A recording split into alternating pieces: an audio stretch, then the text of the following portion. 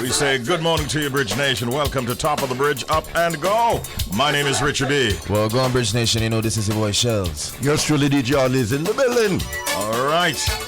And looks like a beautiful morning so far. I had a good weekend. I hope everybody did. Oh, yeah. If you're a 6-cylinder vehicle, what would you be throttling on right now? 4, 5, all 6? Or 3. Well, it was a good one. Yeah, it was a good weekend. So Glad to hear that. If we should judge by looks, it was very, very good, Shelz. Yeah, man, no, I want to take the time out, though. It was a weekend for celebration for me, Richie. First, my little sister graduated. Oh, congratulations. Big up all the graduates, by the way. What's her name? Shanae Llewellyn. Shanae. Congratulations, Yeah, Shanae. So, that was one celebration. And on that day and around the weekend, my other sister, not by blood, but blood wouldn't make us any closer, Daniel Ashwood, I should say Daniel Bahadur Singh, got married. Wow. And I was a part of the bridal party. So you know how that go. Yeah. So from Friday to Sunday, lots of activity. Big up Denz and Zen, you see me? Enough love, guys. Congratulations. I also took a trip overseas, went to Florida, and attended the wedding for Ed Robinson and Johanna Marie. Yeah. And that was off the chain, literally. Congratulations to Ed and Johanna, and we wish you a happy life together. And man, I was happy to have been there. Saw so many wonderful people from within and outside of the entertainment industry, and had a good time. Audley, how many cylinders are you running on, son? All 6. Okay. Good morning, Jody. Good morning, of course, to Romy. And good morning, Bridge Nation. Time for WTF, what the fact? All right. Now, the largest living organism in the world is a fungus. I told you. Hold on. Oh, listen, man, man. I told you it was gross. Shelz, nothing more wants to get your facts right. Yes, I'm telling you. Yep. So it's actually in Oregon, and it's covering 2,200 acres, and it's still growing.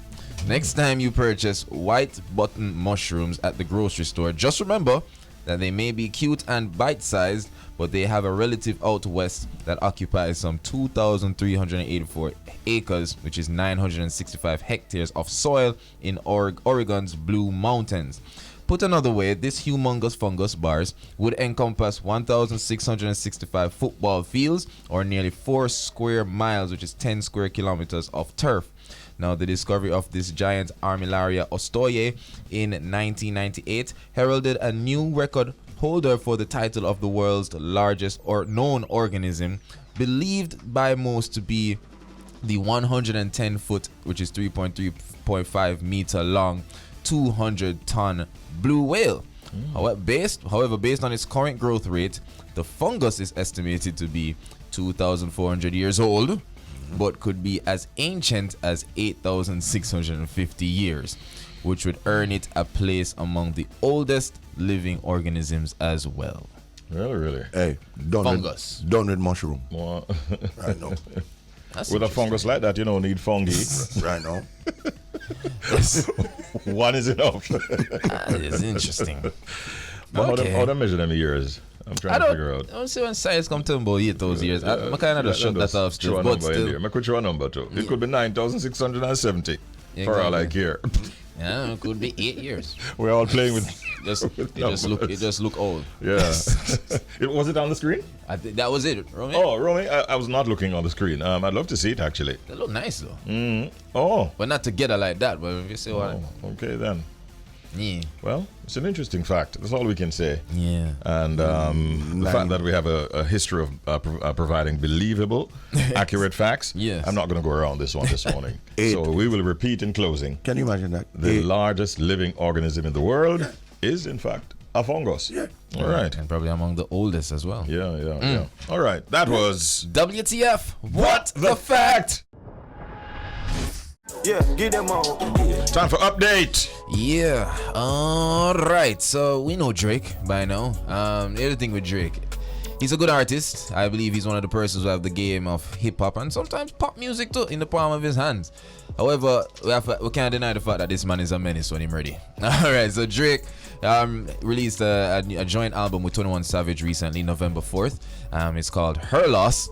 And on that, Richie the man this Kanye West, the man this Ice Spice, the man this Meg Thee Stallion, and even this Serena Williams husband out of nowhere. Like, that's one go. I don't know what's going on. So what's happening is that with this, what he said about Meg Thee Stallion, it was on a song called Circle Loco, and he's basically saying, because you heard about the whole situation with her and Tory Lanez, and you know how that old court battle that they're going through, whether Tory Lanez, you know, shot her in the leg and all these things. Well, Drake come out and says she's lying. Really? Yeah, in the same song, he said, "Yo, look, I don't care what you want to say, you lying." And because we know about the Canadian connection, pun intended, between Tory Lanez and Drake, so I'm not sure if the loyalty is there or Drake have some insight, but Drake came out and said, "Look, she's lying." Of course, Meg Thee Stallion, you know, she's not one to stay quiet. She's saying that she's quite surprised that her name doesn't get called up for these things. She already spoke her truth, and she said, "Yo, some of these people need to stop trying, like let's say they call it sneak dissing. You know, call her name if you want to talk about me." And a fan actually reached out and said, "So well, technically, Meg, he did say, you know, she a stallion, so technically didn't call her name, but Meg defended herself by saying, listen, a stallion is a slang for a tall, thick woman. So call me name, yeah, call me name, you understand me?" But yeah, so Drake went on as well with Ice Spice, because you know Ice Spice is a new little rapper out there, a young female rapper, and she has a song called Munch. Now, a lot of persons have mixed reviews, but the song they're all over the place. And Drake said this. Drake said, "Yo, look, she's a 10, but him play her songs on mute.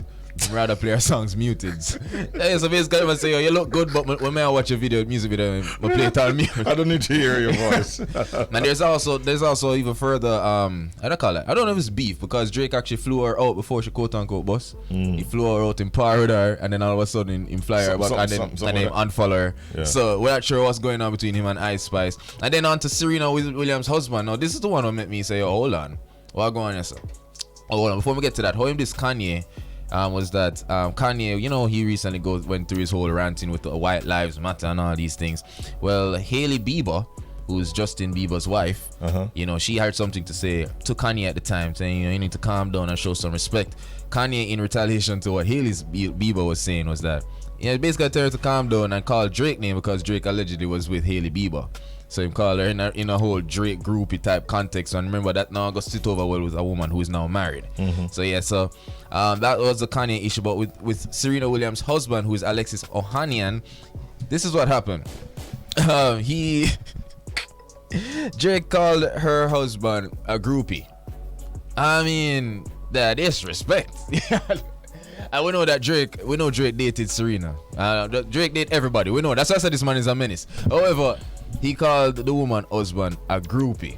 Now, Alexis, big up himself, he went on to say this: "The reason I stay winning is because I'm relentless about being the absolute best at whatever I do, including being the best groupie for my wife and daughter." And he wrote this alongside a photo of him and their baby, Olympia. So big up yourself, Alexis. That's a good response. But yeah, on Drake up on a rampage, I don't know what's going on. Can't study. Check what he was drinking before you started that rant. I don't know, but it's all on his album, Her Loss. Okay. Good way to promote the album, I guess. Get some attention for it. Man, that's I tell you. Doing. Yeah, exactly. The things they do. All right. There's a story that is all over the world, and that has to do with Spice, Jamaican dancehall artist Spice. The latest that we are gleaning this morning is that Spice is said to be recovering and is now alert and awake, according to reports. Of course, there are some reports out there that she might have suffered a heart attack whilst doing surgery in the Dominican Republic. So as it is now, we're hearing that she's alert and awake. She has in fact responded and put out a post which came out. I saw it this morning on my, shall we say, on my way down. Only because I stopped at the traffic light and took a glance at my phone. Of course. Right? And she basically is quoting one of her own songs. And I think she also liked a photograph of Lisa Hanna, her good friend, and in a picture with her son. So as it is, the very latest that we're having is that she seems to have gone back to her Instagram account and used lines from one of her songs. Them a wish me fi fall out. What's the song? Is it Talk? That's the title of that song, right? Yeah. So she's actually getting some activity, generating some activity, but has not yet addressed her health situation, and this is caused for a great deal of speculation around the world. Auntie Donna came out and said, "I can tell you that Spice is okay," and that she's reading all of the posts that you're all putting out. So we're getting more and more of that kind of like she's awake, she's aware, responding. She has her phone in her hand, she's responding to stuff and to people. So again, we just have to sort of pray that she'll be A-okay going forward. What I can tell you too is that at 6:50 this morning, I have a brand spanking new song by a Jamaican artist, basically asking for prayers for Spice. And so we're going to be playing that inside of our Now and Then feature. On to another quick one, Shelz. The sad news came, I think I saw it yesterday, of the passing of another great Jamaican musician. This time we heard of the passing of Tyrone Downey, who was a pianist for Bob Marley and the Wailers. He's fondly remembered for his work with Bob Marley and the Wailers. He died on Saturday night in Jamaica on his way to the University Hospital of the West Indies. Tyrone Downey was 66 years of age. Clive Hunt, another gifted musician and record producer, he said he had everything to do with Bob Marley and the Wailers. I remembered when he got the call to work with Bob, and he asked me if I should go, and I said, "Of course, what you do? Go on, man." And he says, "I never saw him again unless it was on stage with Bob Marley or on TV doing interviews, but he's gifted." And of course, he did a lot of work with Bob Marley, working on starting out with the Rastaman Vibration album, and is a highly respected Jamaican musician. We express our deepest condolences to the family of the late Tyrone Downey and all of his peers as well who grieve his passing at this time. Those are the stories inside of Update. Time for us to go right into the proverb of the day. And that will be followed by the pet peeve of the morning. So, all right. Today's proverb, maybe one of the shortest ones that we have carried so far. You can't carry two fish under one hat. You can't carry two fish under one hat. Okay. Well, that is not... I know two fish. I know somebody say two fish. You know that with the under one hat part that show me. Yeah. It makes sense if you think about it. Yeah, because I one hat you talk about. Yeah. One hat. And you ever get two face. Two face normally mean you contradict where you part where you pre like I saw. Well, I say something and then I say go. When somebody say two face. I wouldn't necessarily jump to say I agree with that. Okay. While I'm processing it, but if you hear the proverb, you can't carry two fish under one hat. What you ought to take away from that is practice what you preach. That is supposed to be the official explanation. You can't carry two fish under one hat. Okay, I'll take it. Right. I'll work with it. Ideally. Yeah. You need one face under one hat, if you ask me. Yeah, that's what makes sense. Yeah. Keep one, Practice what you preach. All right. That's it for the proverb of the day. Now then, whose pet peeve do we have? I think one of our members of the Bridge Nation. Let's hear it. Good morning, Bridge Nation, and the whole Up and Go family. Well, right now, this is my pet peeve, you know. And it's like the thing I can't stop, because even Kippridge sing about it. Like, doesn't know what I mean. And the pet peeve is woman who love search man phone when man look or when man asleep. When you stop it. Oh, that's it? Okay. That's it. Woman will love search man phone. The question is, sir, did you give her a reason to check the phone? I'm just playing advocate. Don't stop search man phone. Devil's advocate. Yeah, in a minute. Devil's advocate. Here's another way to play the devil's advocate. Yeah. Only woman alone I search people phone. Man not search woman phone too. Yep. That is true. Sometimes you just choose peace, ladies. Just choose peace. If you see it over there, you hear it vibrating on the middle of the night, just choose peace and go sleep. Leave it alone. 10 years from now, let me tell you that Bridge. Hey, what's up, Cavell? Welcome back. Cavell. Hope you enjoyed your little time off. Listen, to the member of the Bridge Nation, 10 years from now, you still have the same problem going on somewhere on Earth. Yeah. Not gonna 15 years, even 50 years from now. Yeah. But I think I can, for a joke aside, I can see the annoyance in it because it is your property. You don't want nobody to search things, without your permission. So, I mean, if you're a woman still, I don't know, different strokes for different folks, I guess. Cause you have some people not a problem, not fired. They say, yeah, check it, yeah, fine. But like, unknowingly doing in a person's business, low them thing there alone. Just choose peace. Go and go sleep. No, yeah, wake up in the middle of the night and search people. That don't make any sense. Well, I don't know. That's it. That is it. For pet peeve. Wait, hold on. Roma here at once. Make a quick comment. Oh boy, this has never happened. Roma, go on, brethren.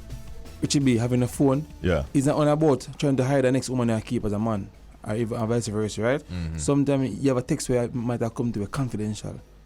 When nobody knows to see. And the person who next to you search your phone are your woman or your man. If it depends on gender. So it's a serious matter. To me, your phone is a private property. Should never be breached or searched. Suppose all our friends send something we can and disclose to anybody about you. Can be a mother chatting with the girl about something where she don't like. The girl see it, that's a hatage. Yeah. So deep. I think I know more people who would not do it than those who would do it, to be honest with you. There's always some hidden reason why people do them things. Insecurities, them just not trust the partner, them just need to work out them just to be clear, Romy, it's not like you would be interested in searching somebody else's phone then.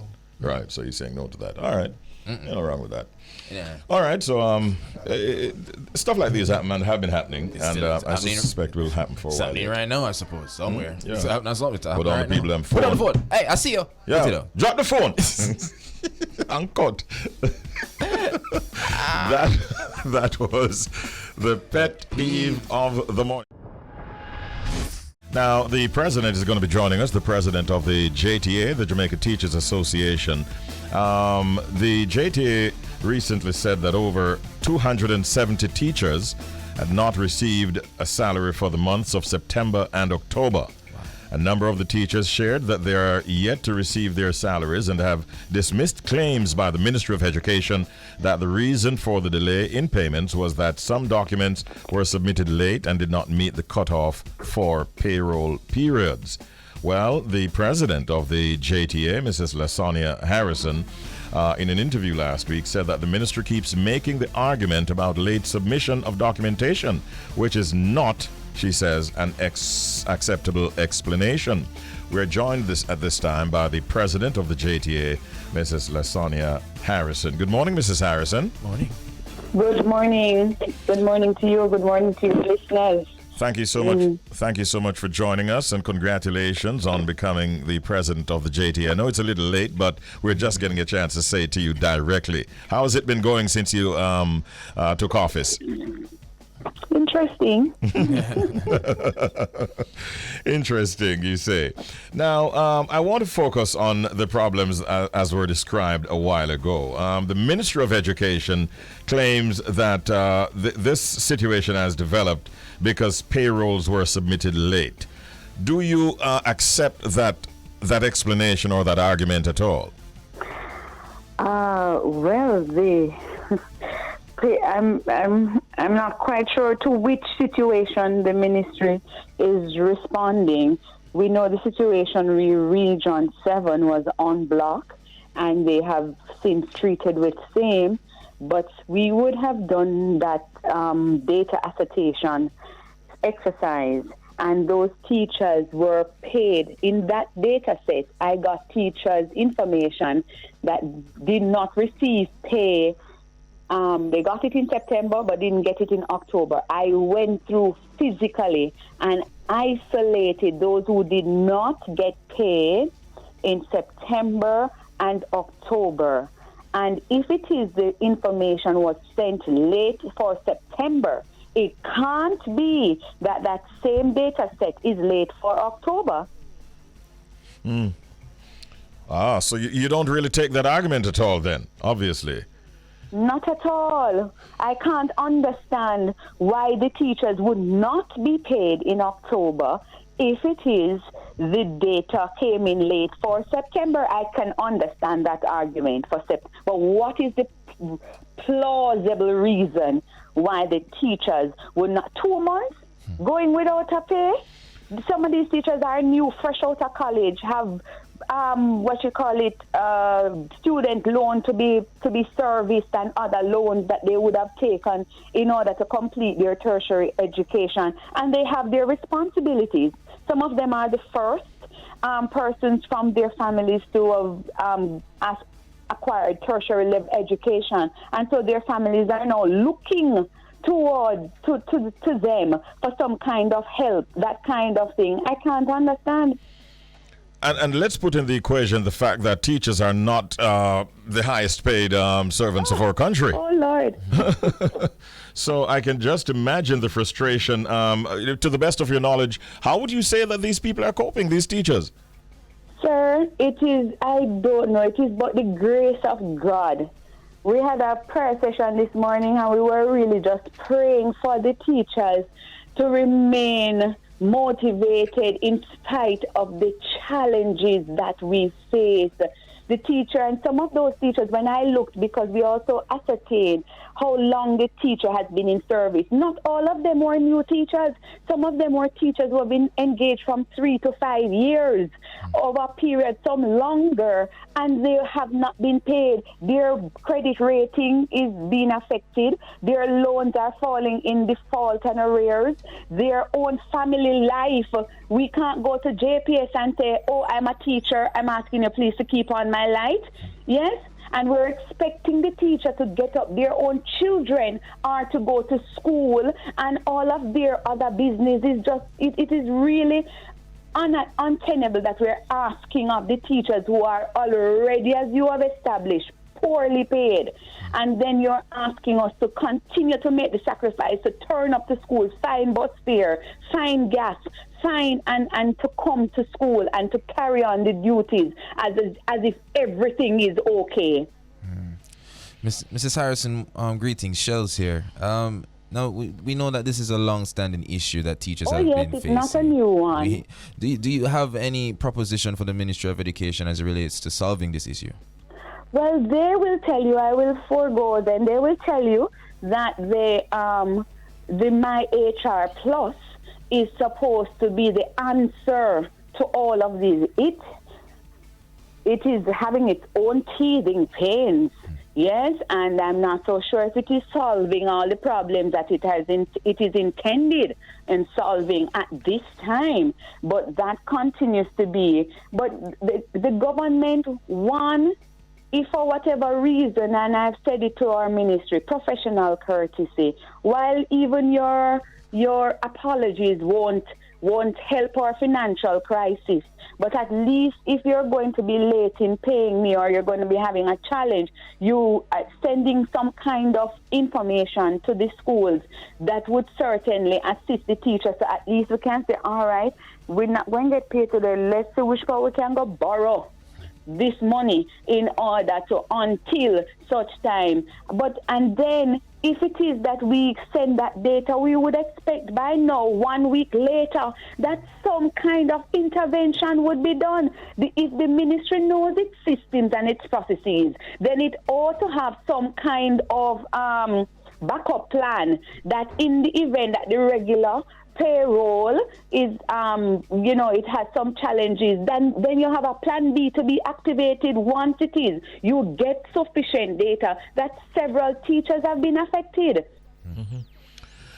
So, are you negotiating, for instance, that these teachers be paid early the following month, or is the ministry even she laughs. We want the teachers to be paid like yesterday. Yeah. I'm telling you, sir, I know what it is to be going to work without pay for 4 months, Really? I know what that is like.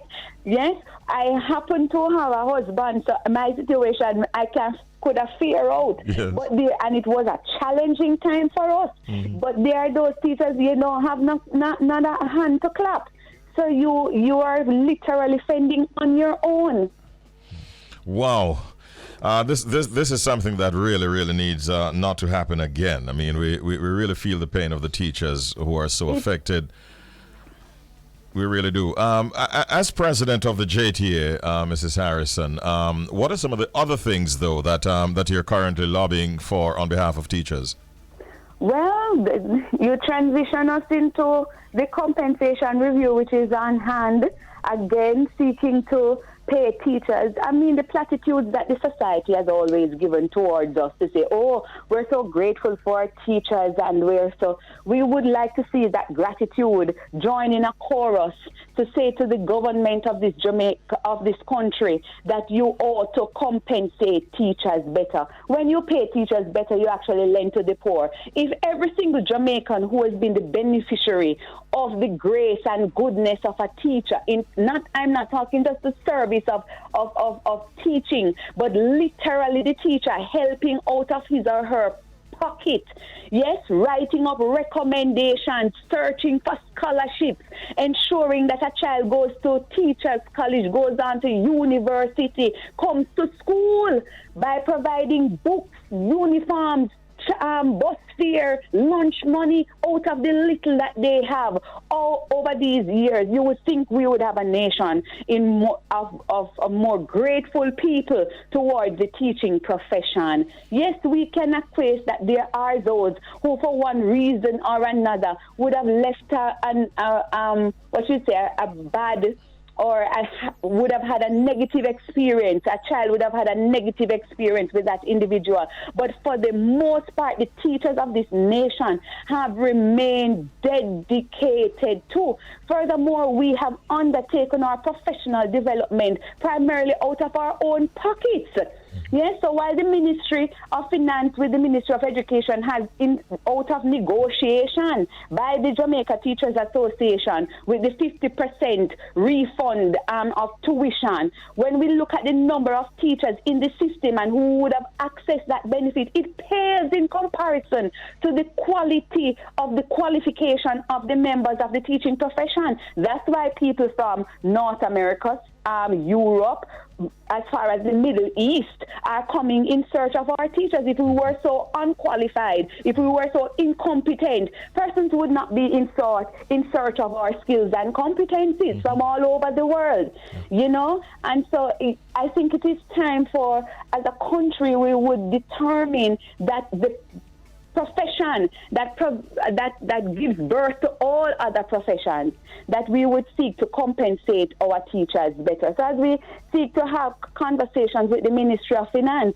the time has really come for us to determine that we're going to pay our teachers better. 2020, when we sent home schools to the bedrooms of teachers, and we had to transition our own electricity, our own laptops, because it was after that we got laptops. The tablets we got then were out of negotiation, salary negotiation with the Jamaica Teachers Association. It was not out of the benevolence of the heart of our employers. And so the laptops that we're still awaiting, because some teachers are still to get that.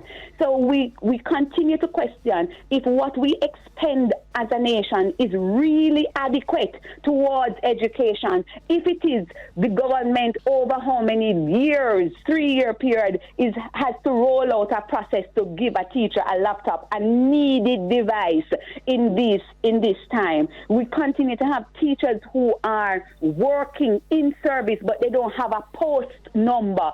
Several of them, hundreds of them. And so those teachers can't access any secured loan facility and certain benefits. They would have worked for 5 years. They can't apply for their leave entitlement, all of that, because they don't have a post number. If what we say we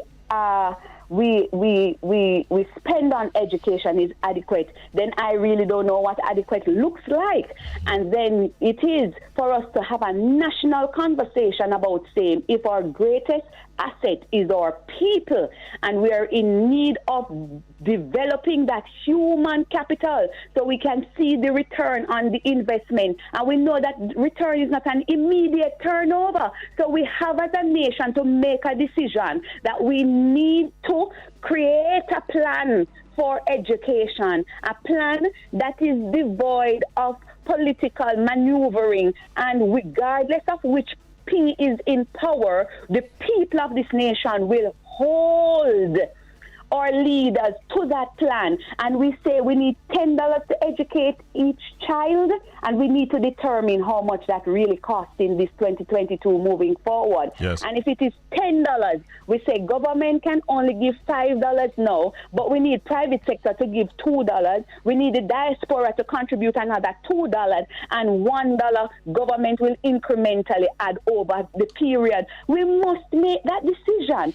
If it is that we need a trainable and employable, and we need people who will innovate and create and churn the wheels of our economy in this country. Sounds reasonable to me, all that you've said. And I tell you, this has the possibility of impacting the morale of the teachers who are doing their best under the circumstances, but it should not be allowed to continue. We are all beneficiaries of the help and dedication of our teachers. Thanks. And we really want them to be comfortable in their jobs. Going off track for a little bit, Mrs. Harrison, do you have any political ambitions? No, sir. Okay, just checking. No, sir. None whatsoever. No, sir. That is not, the Lord has not led me in that direction, and I am led by where it is that the Lord decides for me to go, and yes. Right, that is not on my list of ambitions. Okay, certainly not like other former JTA presidents have. I get your point. Yes, I couldn't speak for them. I know. can only speak for me. Blessings. Blessings to you too, Mrs. Harrison. Have a great day, and good morning once again to all the teachers. We love you all. All right, that was Mrs. LaSonja Harrison, the president of the Jamaica Teachers Association, the JTA, and she made some very strong points. I hope the ministry and the minister who listens to me a lot would have heard that, and we really hope that matter is rectified soon, because really not, shall we say, adequately paid. You know what I mean? Yeah. And then you have to be waiting a month. I couldn't go past about, if I go past 2 or 3 days. Just 2 or 3 days, 2 or 3 hours. See what I mean? Yeah, 2 or 3 hours. I'm gonna say that. Probably. Trouble. Okay, so you see what it is, people. We need our salaries, man. Yeah. And the teachers do too. Oh, gosh. Come on, fix that situation. Please, ministry. Beg you. I saw the president actually says, what happened? The documents are traveling on a snail's back or something out the reach. It's over a month now that we've been running this particular sound. Hundreds have tried. Nobody has nailed it. Let's see what happens this morning. The beautiful gift package is displayed on the table in front of us, and it's all courtesy of our sponsors for that. Gift package, big up, massive distribution. Sorry, you may have struggled about that truth heavy. See that? Yeah, all right, see that. First call, good morning. You're on the air. Hello. Hello. Good morning, sir. Yes, sir, Richie B, man. Morning, how you do? But I give thanks for life, this morning now. Oh, this is the great Delroy, this? No, man. I want Shaw. Who? Shaw Stanley. Mr. Stanley? Yeah, man. Well, go on, Stanley. Big up yourself, man. What's your answer this morning, bro? Well, I feel like is a axa cutting a piece of plastic pipe or something, you know? Hey, Stanley. That basically has been the most popular answer that we've been getting. Yeah. In fact, almost every day we play, we get that answer. It is not, well, there's a way to respond to that. So here it is. Yeah, with the favorite sound. That means you're wrong. That means it's not so, bro. Sorry about that. Thanks for trying. Remember, you can call us on 876-676-4996. You can also reach us if you don't want to spend $1. You can reach us by WhatsApp on 876-551-5782. Yeah. Give us a call right now. Try to identify this secret sound. You've got 3 clues that you can work with. Listen.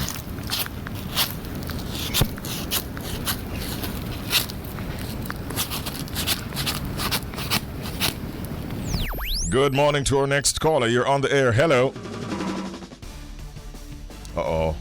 Call seemed to have dropped or something. Nerves. As we were going on here. Yeah. Nervous. I guess the callers are nervous. All right. We're trying desperately to find a winner. Yeah. Thanks to the contributors of our gift package. And that's, of course, Massey Distributions. Yeah, always willing to support us here on the Bridge 99 FM. 3 clues. 3 clues? 3 clues. Rubbing? Rubbing is the latest clue. Rubbing is the latest. Yeah, and iron and plastic. Iron and plastic. Yeah. Okay. All right. And remember, you can't. The only way you can do it is to think through it, because you can't search and find that sound anywhere. Yeah. It was created in a lab. Yeah. Somewhere on Earth. No Shazam. Good morning, caller. You're on the air. Hi, good morning. Good morning. How are you? Okay, I'm doing fine. Who's calling? I'm Janice, calling from Spanish Town. Oh, thank you for big calling, up yourself, Janice. Good to Janice. hear from you. What is your answer to the secret sound game? Is it a plastic brush brushing a grill? A plastic brush brushing a grill. This is Janice from Spanish Town. It sounds to me like she's factored in all of the clues that we gave. My God, what's happening here?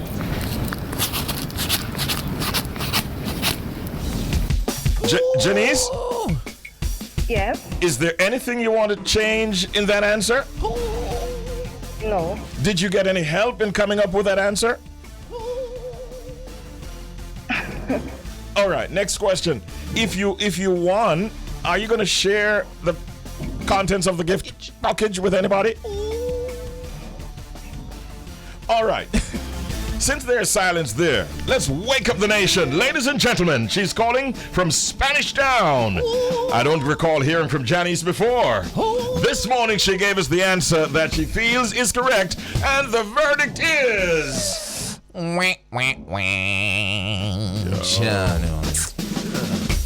Jano, Janice. After all of that, man. Big up Spain, though. It's a clever answer. Good answer. Very, very clever answer, man. yeah. Yeah, man. She put some thought into that, but Yeah, it was still not enough. I forgot to ask Robo if he can solve that one. Yeah, Robo, by the way, is going to be joining us in just about, about 5 minutes? About 5. 5 or so minutes from now. And that time we'll be having the UK connection. So we're looking forward to that. Yeah. So the Powerball, remember the Powerball in the United States was 1.6 billion US dollars, right? Yeah. And I got 2 sets of tickets. May I pre them? Yeah, Shelz. You can't go too far with it, you know. Shelz. No, hold on. Over my side, then. My car. So, gentlemen, the numbers, you can just do a quick search and find them, you know. So the gameplay Saturday night, and how much we spent on that one? That's set of tickets there. Don't know about, you know, see, don't know. Yeah. BS. This is $10. $10? Yeah, I over here. So. Yeah. $10 this. Got $2 ticket, you know. Oh, okay. All right. So, do the yeah, math. so how much game? How much? $10. Okay, so chances 5. on that? 5 So chances. 5. Yeah, 5 chances. Right. We're looking for numbers 28, 45, 53, 56, 69, and 20. In a one line? Don't talk the business. Don't talk the business yet, you know, because remember 1.6 billion in the brethren. Well, no shells. Yo, something going on, you know. Yo. Something going on, people. Hold on. Start to pick Play it some up. tune, brethren. We'll get back to my numbers in the Powerball game. Now, if I win, I'm going in for the 760 odd million one time, you know. Yeah, man.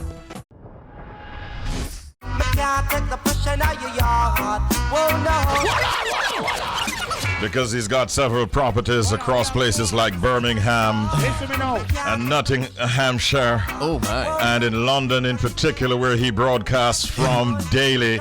We just want to say, Mr. Landlord, the one named Robo. He's up now, man. Time's hard, you know, brother.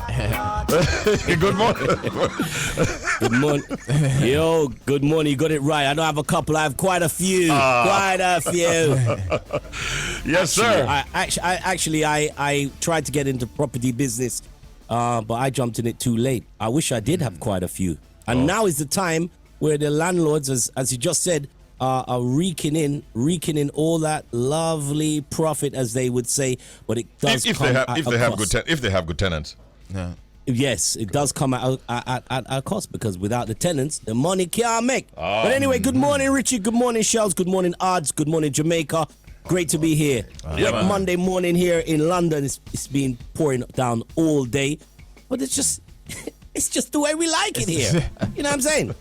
You've gotten accustomed to it, I suspect, right? After all these years. The place still looks very dark when it rains in London. Like it is pretty dark right now, and it's 12:49 in the afternoon. Wow. And it's pretty dark, and they usually describe it as dark and dismal. But I don't know. Just seems like another day to me. Dismal and dark. Yeah, it takes some getting used to. I experienced it the first time I went to London, and I was like, why is the place just looking so almost like grey? Gray, yeah. And you know the greyest part of the UK. Can I give you a little geography lesson? Yes. The greyest city in the UK, not for footballing reasons, is Manchester. Really? It's one of the cities that rains the most. If you check the amount of rain that falls, it falls a lot in Manchester City. Good morning, Manchester. All right. Thought we were going to talk about the fact that Manchester United will be playing Barcelona in the Europa League, but that is not where you were heading at all. No. Just saying good morning, Manchester. Okay. Why? All right. Just wondering. Why? Good morning. I'm saying good morning to Mr. Bailey and congratulating him on scoring against a big team on the weekend, Leon Bailey. First of 3 goals in that match. Ooh. Yeah. Big goal. Yeah, big goal indeed. Big goal. Boy. But Robo, you need to teach. You need to teach us how to go viral, man. I have my pen and paper ready. Teach us how to go viral like you did last week. No, I have no. There's no skills in going viral. Let me say this though, in all seriousness.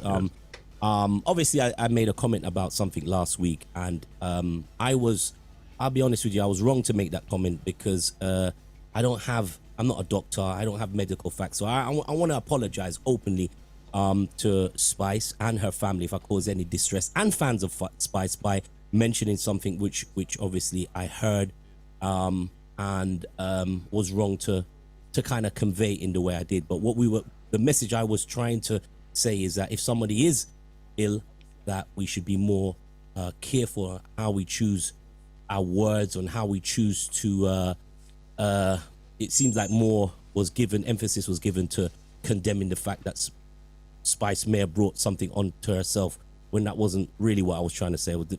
I'm trying to get over to the fans that we should be a little bit more sympathetic to the family. So apologies if I did cause any offense.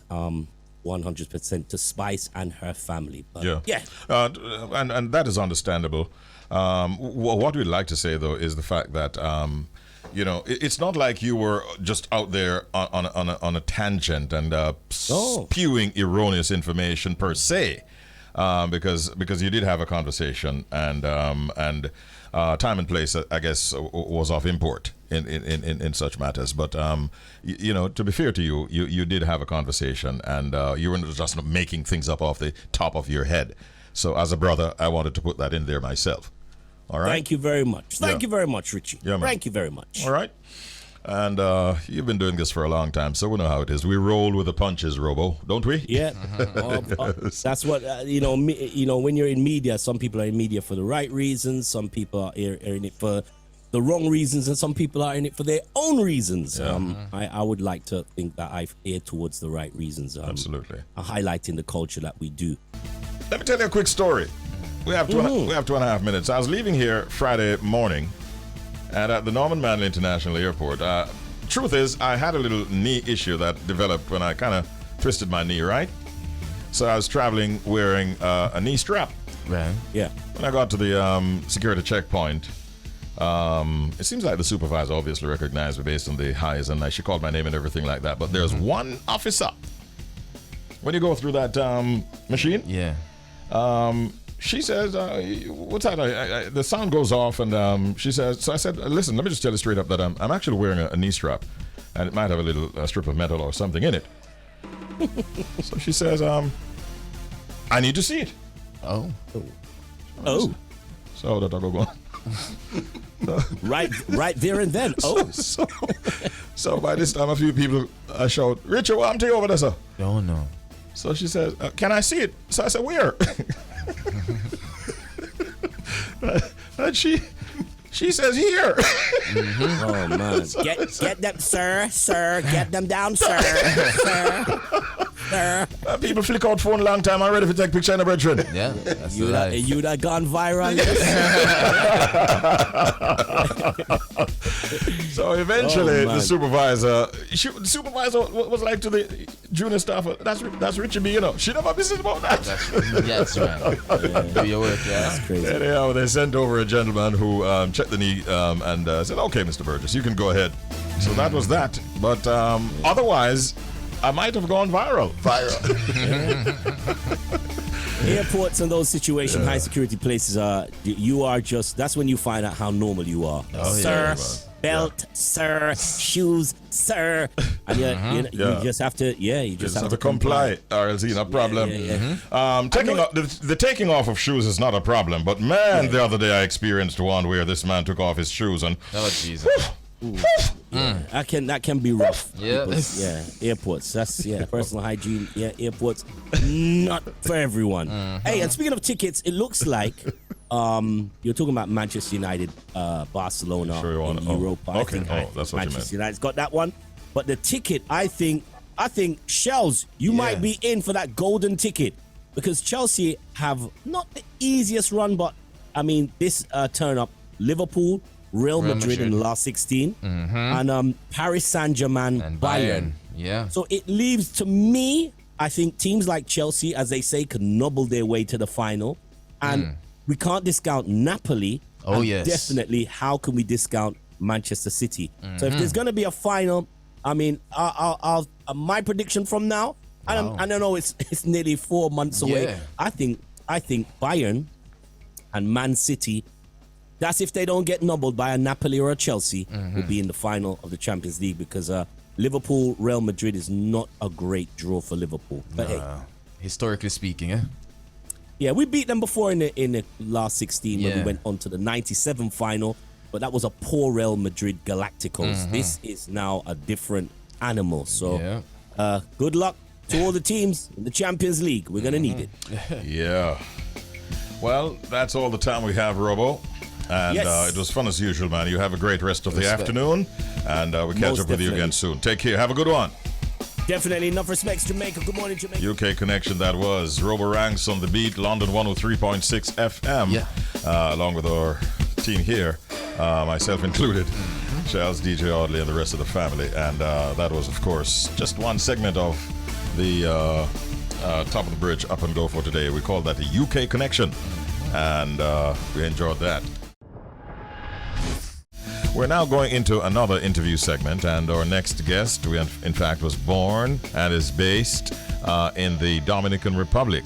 Many people call her Johanna Castillo, and she is, do they say Johanna or Johanna? Johanna? We'll find out for sure. Ask her. We can ask her. Yeah, and she's on her first visit to Jamaica to conduct, we understand, an experimental workshop at the Edna Manley College of the Visual and Performing Arts in Kingston.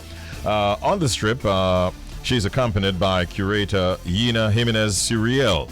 Now, a little bit about the workshop. It will explore the use of textiles as a way to acknowledge and deconstruct their identities, raising awareness of the life cycle of our clothing and its impact on the environment. Sounds like an interesting thing to be looking at. Yeah. And it will also help with the understanding of how clothing shapes our identities. This is going to be a 12-day workshop, and it culminates in a student exhibition that is titled Restitution, which takes place on Friday the 11th of November at Edna. Good morning and welcome. Johanna? Hello. Thank you so much for having me. I'm really excited to have this conversation with all of you. Thank you so much for joining us. You're best called Johanna or Johanna? Well, actually, when people say Johanna, I tell them, repeat after me, Joanna. All right, we got it. Because in Spanish, the H is soundless, is mute. Oh, I see. All right. But even when it comes to your other name, you have some options, because I've seen you referred to as Marcelino and Castillo. So that's true. That's true. So my whole name is Johanna, which was named as my dad. Karina, which was my mother's decision, my grandmother's decision actually, and Marcelino Castillo is my last name. Ah, All right. We got the facts. Yeah, right. We'll stick with them. Yep.